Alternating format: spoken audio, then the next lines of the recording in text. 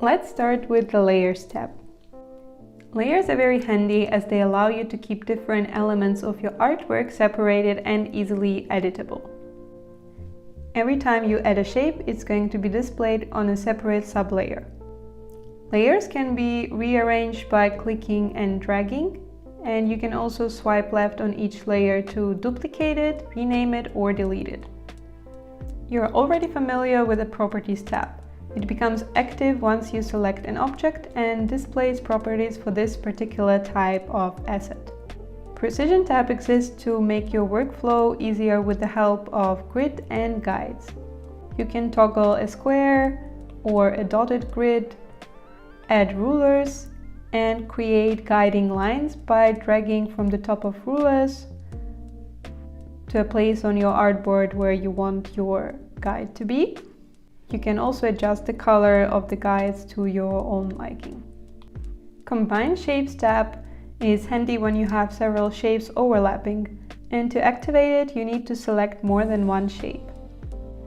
As you can see, you have several options how you can create a new shape from adding or subtracting an overlap of two shapes. And what I really like about it is that it shows you a preview of what your final result is going to look like.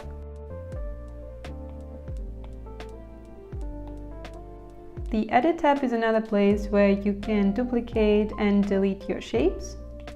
Align tab is very handy when you need to position your objects in relation to artboard or to each other. You can center objects vertically and horizontally, as well as distribute them with even spacing. And you could also flip them vertically or horizontally whenever you need that. Object tab is a place where you could group your items.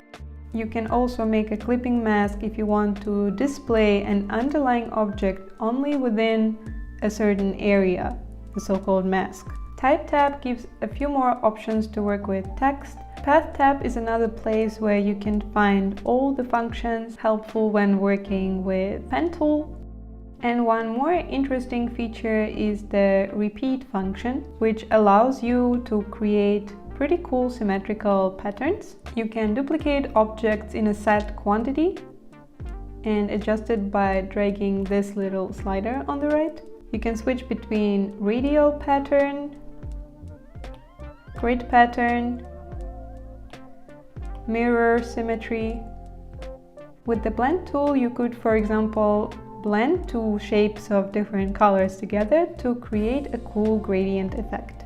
Now that we've covered the whole interface, let's create something.